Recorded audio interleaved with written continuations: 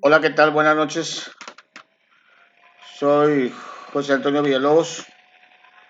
Hoy es martes 26 de mayo y bueno, vamos aquí a realizar un interesante ejercicio de revisión en cuanto al tema que nos tiene ocupados en estos días, que viene siendo la eventual reforma a la ley del León, que está vigente en el estado de Nuevo León desde el 20 de octubre de 1993. Es por todos sabidos que, bueno, eh, el Sindicato Nacional de Trabajadores de la Educación, sección 50, nos ha lanzado una convocatoria para participar. Dadas las condiciones que tiene el mundo en este momento y el país por la situación de la pandemia del COVID, no es posible realizar una consulta frente a frente, a mano alzada, en un auditorio donde todos pudiéramos interactuar. Y el sindicato, bueno, pues nos pide que podamos participar por las plataformas de comunicación e información mediante una dirección de correo que nos ha dado para poder participar. Me llama la atención que en estos días han habido algunas voces, como la voz del licenciado Jorge Fidel, un maestro que ha sido parte del comité ejecutivo de la sección 50 en gestiones anteriores. Actualmente no está como dirigente, pero ha estado. Y también una eh, voz que ha estado muy activa participando es la de la maestra Lucilda Pérez Salazar, dirigente de jubilados de la sección 50. Y bueno, en lo particular un servidor me di a la tarea de analizar la entrevista que hicieron a la profesora Lucilda Pérez Salazar y el documento que nos envía el licenciado Jorge Fidel, sin ningún afán de denostar ni de descalificar. Por el contrario, yo reconozco su amplia capacidad y su trayectoria.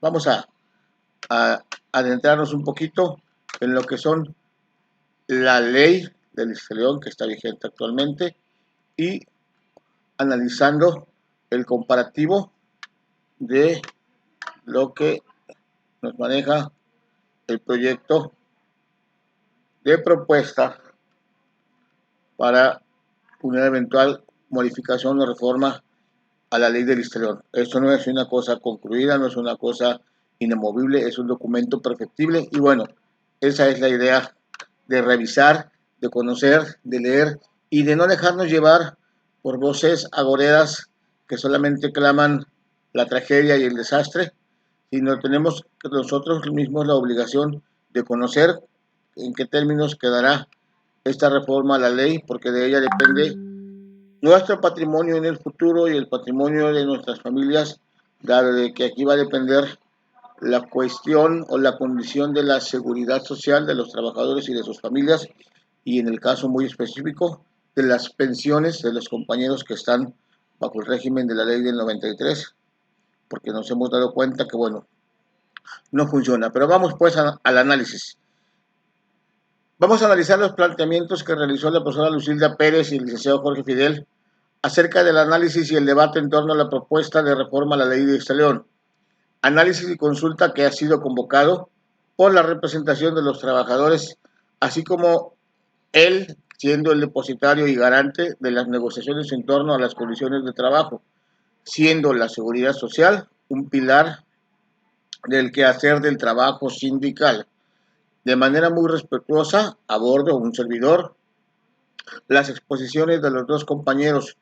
Entiéndase, por favor, no con el ánimo de desacreditar ni de demeritar su docta experiencia. Simplemente trato de comprenderlo para poder hacerlo más comprensible y digerible para todos los interesados. No todos tenemos las habilidades o el conocimiento jurídico como tiene un abogado o la maestra Lucilda en específico. ¿Por qué hace la convocatoria la sección 50 del CENTE? A eso me refiero con este párrafo. Existe en ese sentido la dicotomía o la simbiosis Secretaría de Educación Pública, Sindicato Nacional de Trabajadores de la Educación. Esa dicotomía o esa simbiosis de nosotros depende que deba de dejar de ser vista como una relación entre un opresor y un patiño. La relación del opresor y el patiño es el ejemplo de la dupla de Viruta y Capulina, Kiko y el Chavo del Ocho, Batman y Robin, el gordo y el flaco. Ese tipo de relaciones es casi siempre tocado a la parte sindical a la que le toca asumir el papel del humillado. A la parte sindical le ha tocado asumir el papel del que permite ser violentado, honesto, violentar los derechos de los trabajadores, solamente para darle gusto y hacer gracia a la autoridad. Es así como nosotros, los trabajadores al servicio de la educación, los docentes, exigimos para con la sociedad un respeto y una revaloración social para nuestro gremio, para nuestra profesión. Así, me parece que también es requerido el rescate de la dignificación del quehacer sindical, en el entendido de que el CENTE somos todos. En este momento ya no debe de caber en nosotros la sensación de la pedagogía del oprimido. No debe de caber ese planteamiento de que el CENTE es el conquistador y nosotros los trabajadores de base somos el conquistado. Más bien pienso yo que aquí cabría hablar de emancipar, pero no emancipar a través de una transgresión social. Pienso yo que la ruta es la transgresión a través de la inteligencia en el planteamiento de la lucha social. Emancipar ya no debe de ser esa visión del dirigente y el dirigido.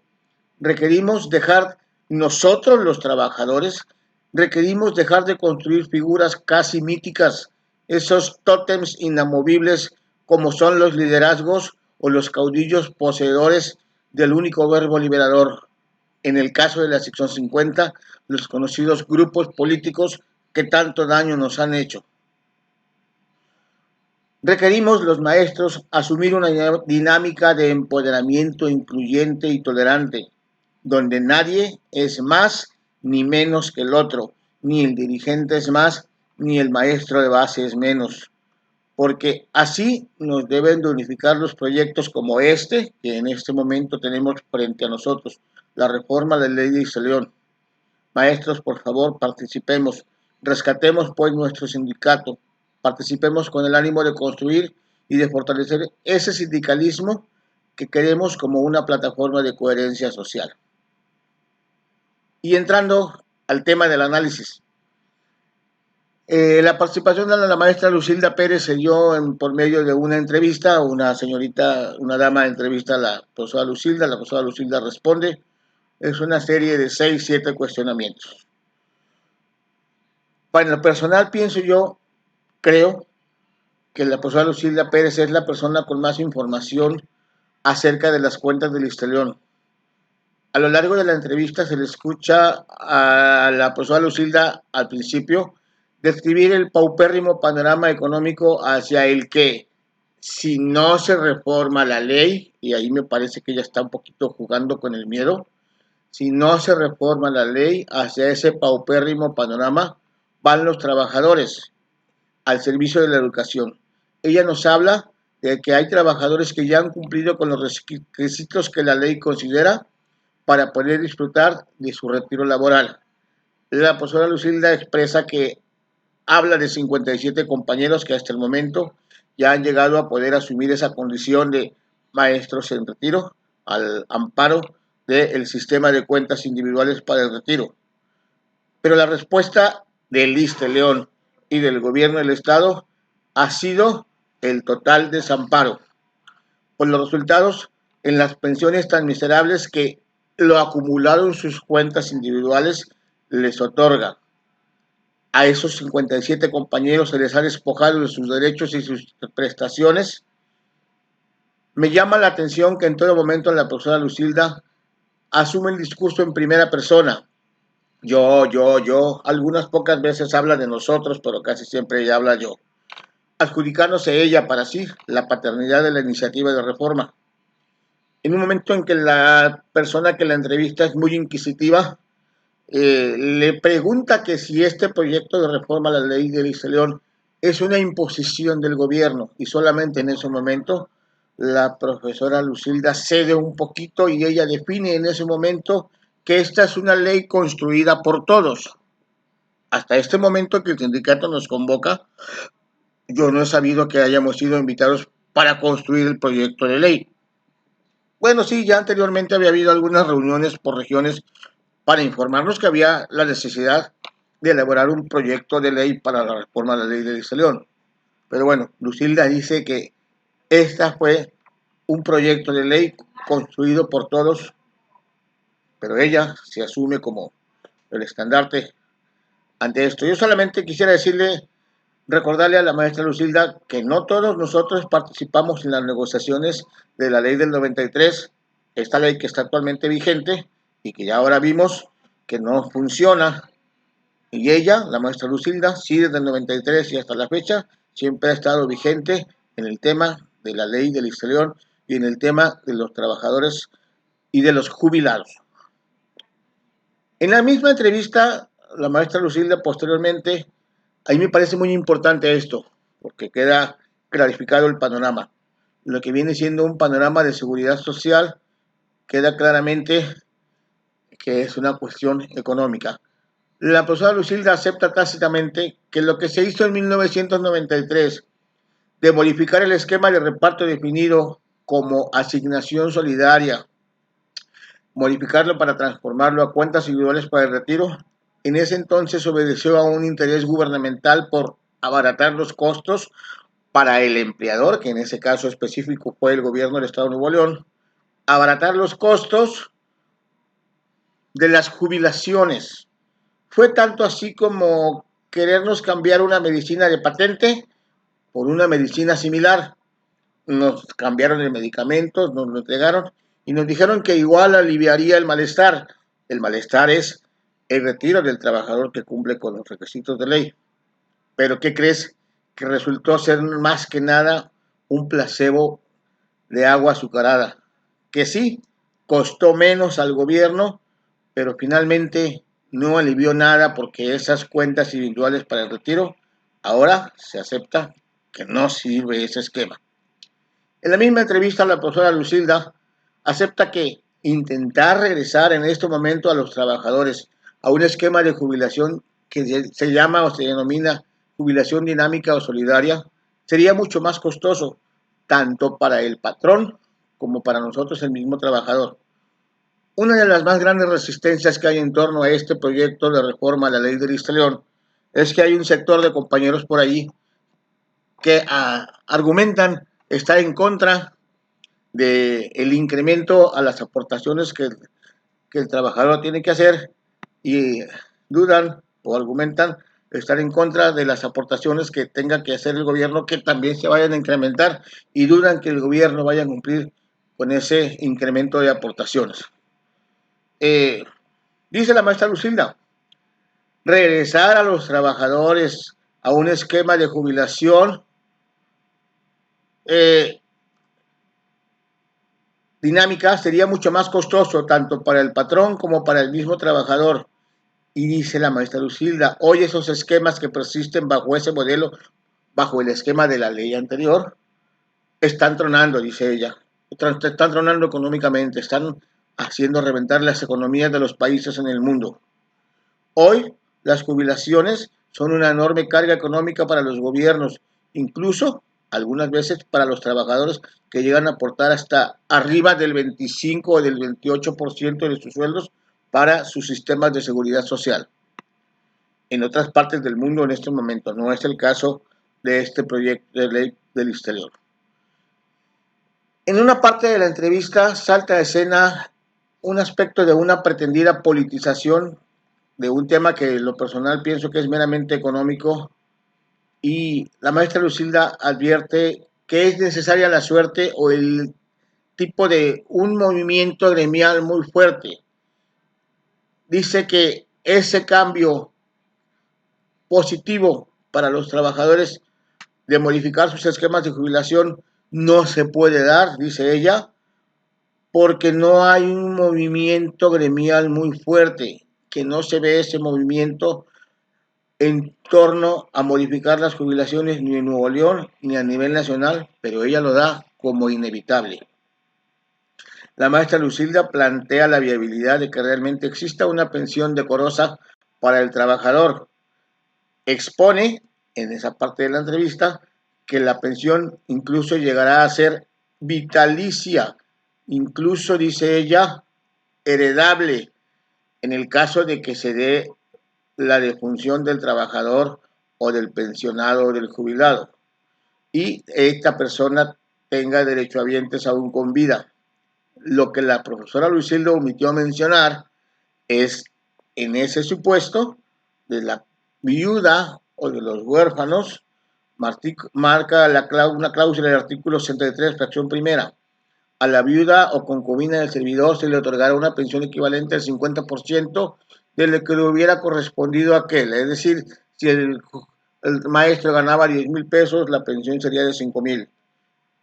Pero lo que omitió la maestra Lucilda dice, la misma pensión corresponde al viudo o concubino también puede ser por caso de incapacidad total, no solamente en caso de muerte, que reúna los requisitos previstos en la ley. Aquí lo resalté con amarillo. Nada más dice que reúna los requisitos previstos en la ley. Estos requisitos son enunciados en otra parte, en el capítulo 4, fracción quinta. Dice, los beneficiarios de los servidores públicos, jubilados o pensionados que se encuentren en los supuestos que establece la ley. Otra vez, queda totalmente ambiguo y no se entiende muy claramente quiénes pueden ser sujetos a esa pensión.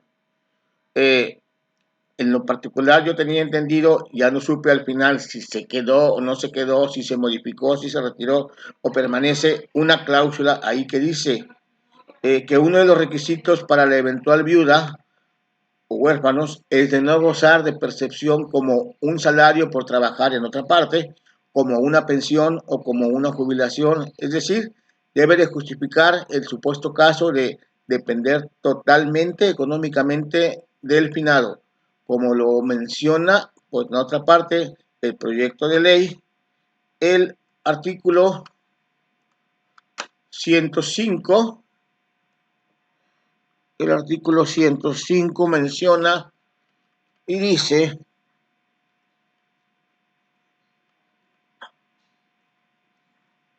aquí está,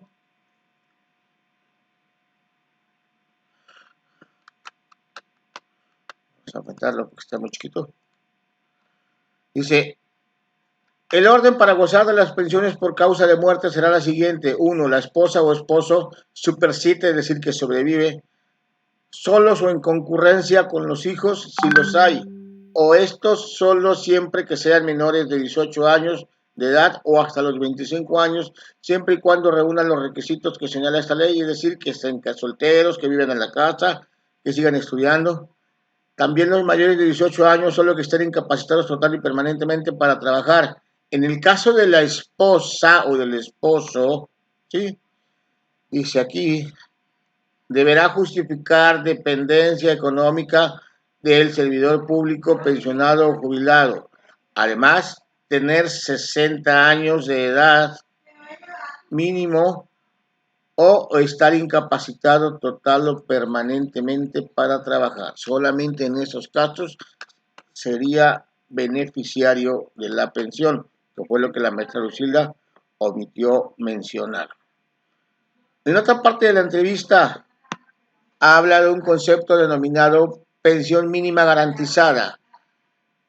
En este proyecto de ley se habla de una pensión mínima garantizada y lleva una propuesta con un piso mínimo que en realidad equivale a 3 salarios mínimos vigentes en México. Es decir, trae un piso mínimo de 6,250 pesos. Pero fíjense bien, en el proyecto de ley, la pensión mínima garantizada está enunciada así, en pesos y centavos. No está enunciada en salarios mínimos, ni en unidades, ni en UMAS, ¿sí? Ahí por ahí hay todavía un poquito de litigio ahí en cuanto a las jubilaciones, que si se deben de tasar en salarios mínimos, que si se deben de tasar en UMAS. Quiero yo creer que por no meterse en el conflicto de que cómo va a quedar finalmente, por eso prefirieron en este proyecto de ley tasarlo en pesos y centavos, pero eso es peligroso porque no sabemos cómo va a estar armonizada la legislación federal finalmente. Dice que para llegar a esta pensión mínima garantizada, esto está ligado a un concepto que también es innovador en esta ley, que se llama salario regulador. Y el salario regulador no es más que una comparación, un promedio eh, de los salarios base de cotización del sistema del certificado para la jubilación. Se había propuesto que fuera el salario de todos, es decir, un promedio de toda la vida activa del trabajador. me parece ser que quedó únicamente tomando en cuenta los últimos 5 años. Pero fíjate bien, aquí es donde entra un poquito el detalle. Una vez que sea promulgada esta ley, esto no va a ser una realidad inmediata. ¿Por qué? Para que esta condición de la pensión mínima garantizada pueda ser viable, se debe de tomar en cuenta el salario regulador para el cálculo del trabajador, vamos a decir, que haya hecho sus aportaciones con esta nueva incremento y con sus aportaciones adicionales que él quiera hacer durante 5 a 10 años. ¿Por qué? Porque como bien lo explicaba la maestra Lucila en esta entrevista, con las aportaciones actuales, un trabajador no llega a reunir más de 340,000, 350,000 pesos en su cuenta individual para el retiro. Por eso le sale ese cálculo tan magro, tan ridículo, tan absurdo, de que solo tendría derecho a una pensión de 400 pesos al mes. Dice la maestra Lucilda que para que la pensión o la jubilación pueda llegar a ser, por lo menos, vamos a decir así, decorosa, ellos esperan que el trabajador llegue a reunir por lo menos 1 millón de pesos. Entonces aquí la pregunta es, ¿cuánto tiempo en cotizaciones o en aportaciones con los nuevos montos más las aportaciones adicionales necesita el trabajador para poder incrementar de esos 300,000 a ese 1 millón de pesos? Entonces, esos serían los años que a partir de la entrada en vigor de la eventual reforma necesita el trabajador estar aportando para poder aspirar a esto por lo menos. Ella te lo pinta muy bonito. Te dice, una secretaria gana más o menos eso, es más, un poquito menos. Y dice, cuando se jubile la secretaria, ¿qué crees? Va a ganar más. Sí, nada más que esto no es ahorita de inmediato. Tendrían que pasar 5, 6 o más años la secretaria cotizando con el nuevo esquema, con la nueva ley, más aparte aventarle un 1, un 2 o un 3% más de su sueldo adicional para poder aspirar a esto. No es de manera inmediata. Finalmente, cuando se le cuestiona a la profesora Lucilda acerca de las cuentas de Isla León, ahí insisto yo de manera personal.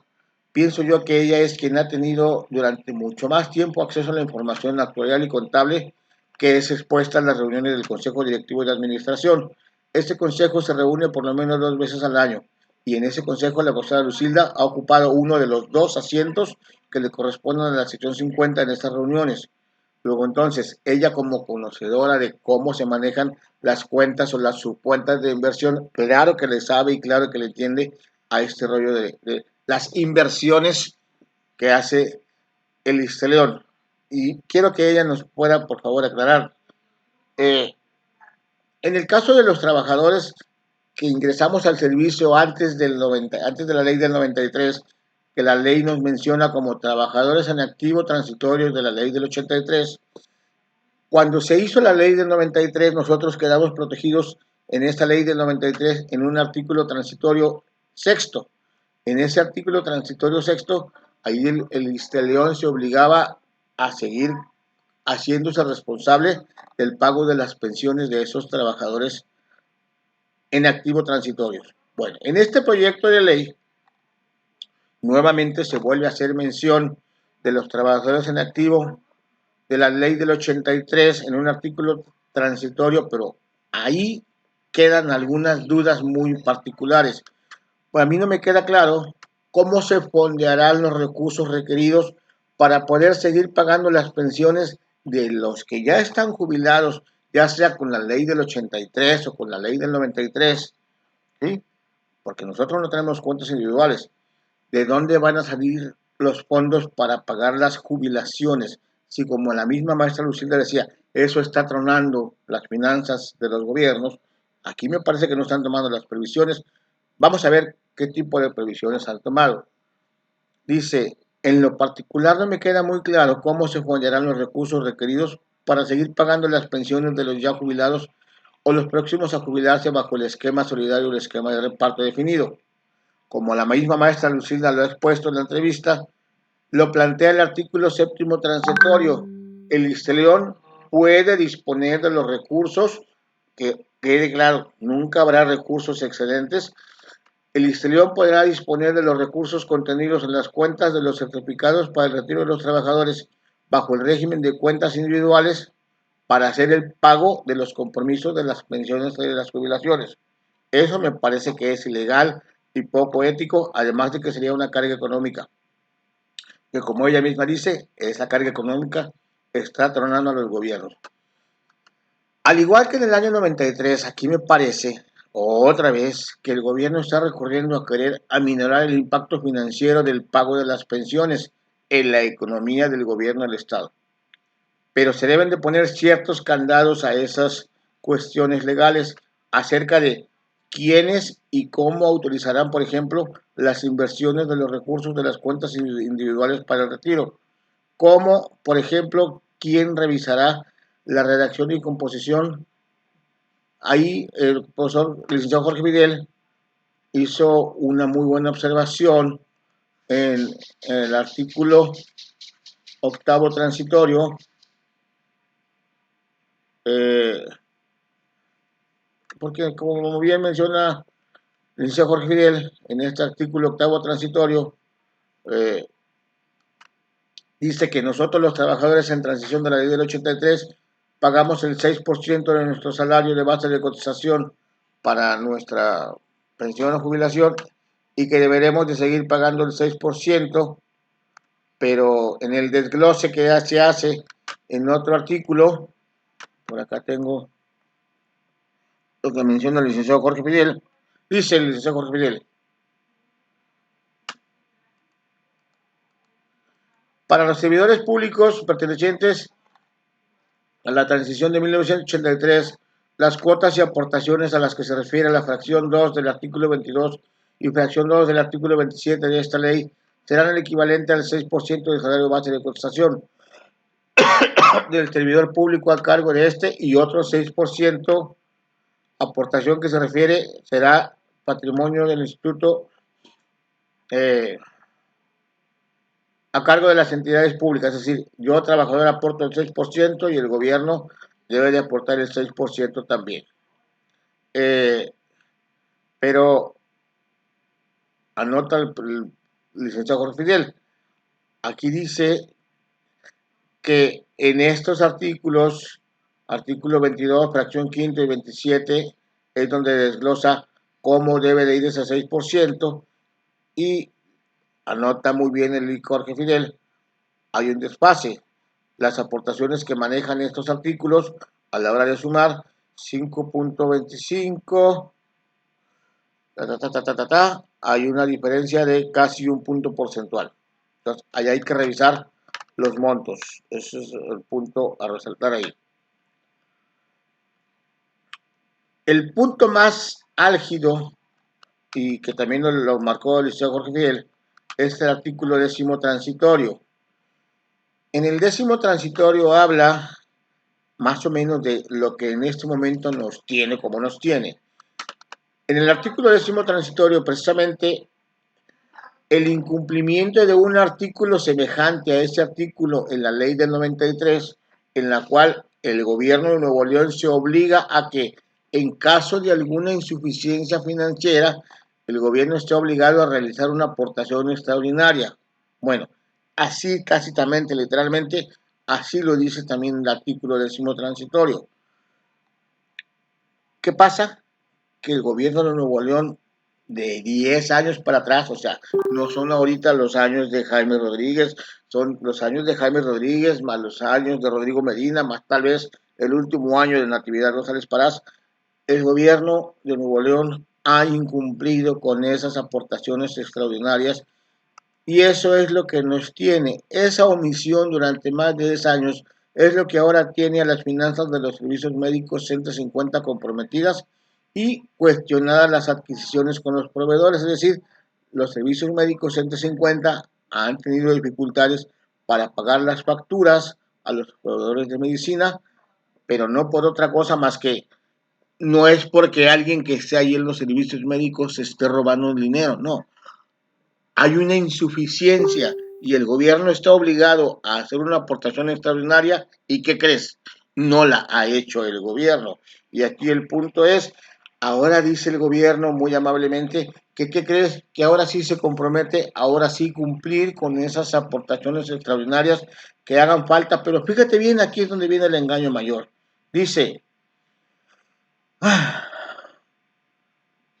luego entonces, ojalá que no se vuelva a presentar otra omisión en las aportaciones extraordinarias, que seguramente sí serán muy necesarias, porque en caso de darse, generarán inquietud que solamente comprometerán esas aportaciones a las cuales el gobierno se obliga solamente hasta diciembre del 2028. Vamos a leer cómo dice acá en el 10º transitorio. Dice, a partir de la entrada en vigor de la presente ley, el Gobierno del Estado, mediante partida presupuestal anual previamente autorizada, entregará al Instituto, al ISSSTELION, las cantidades suficientes para cubrir el monto de las cuentas personales nacionales y sus respectivos intereses, calculando conforme el quinto párrafo del artículo 7º transitorio de esta ley.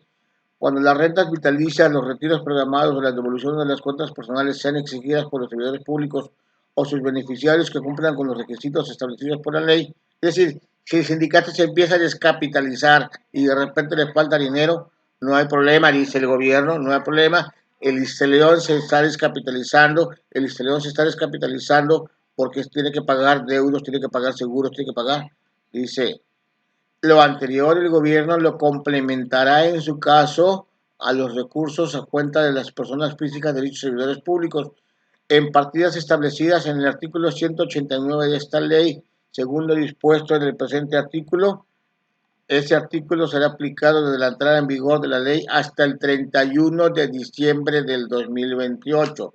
Vamos a revisar qué dice el artículo 189 para no andar con averiguatas. Dice, en caso de que las reservas financieras del instituto resulten insuficientes para cumplir con el otorgamiento de los seguros y las prestaciones establecidas, vamos a entender servicio médico, medicina, y las prestaciones establecidas en la presente ley, el gobierno del Estado autoriza la partida presupuestal correspondiente para otorgar al instituto los recursos financieros necesarios para cubrir los déficits anuales. Ahorita tenemos un déficit cercano a los 10 años. Si ya una vez cumplió y ahora me quieres hacer creer que ahora sí vas a cumplir, pero dice aquí solo hasta diciembre de 2028, ¿qué va a pasar después? Esos son los aspectos que hay que tomar en cuenta, es muy importante. Compañeros, eso es lo que yo he encontrado en esta revisión a las participaciones, en esta revisión de estos proyectos a la ley. Y bueno, la invitación es a que así igual todos participemos leyendo, analizando. Qué bueno que participa Lucilda Pérez Salazar, qué bueno que participa el licenciado Jorge Fidel, pero todos nosotros podemos igual participar de manera proactiva. Hagámoslo, compañeros, pero no caigamos en el juego de voces estridentes que nos dicen que no a la reforma. No hay nada peor que dejar que las cosas sigan igual. Necesitamos un cambio, necesitamos participar, necesitamos conocer un poquito porque de esto va a depender el patrimonio de nosotros y de nuestras familias y no caer en juegos políticos. Entiéndanlo, esto que viene del proyecto de la reforma a la ley del exterior es la antesala de lo que viene, hay que hablarlo como es, que ya será la sucesión por la renovación del Comité Ejecutivo de la sección 50. Y hay quienes pretenden hacer politizando esto para sacar ventaja y posicionarse ellos rumbo a la renovación del Comité Ejecutivo de la sección 50. No les hagamos caso. Dicen que están preocupados por ti, no lo están. No les interesa más que su propio beneficio personal. Y tú los conoces, tú sabes quiénes son. Son algunos jefes de grupo que siempre, y como su lema lo dice, siempre no tienen llenadera y no tienen llenadera porque cada vez quieren más y más y más y más y no les vamos a hacer el juego ya más. Soy José Antonio Villalobos. Buenas noches.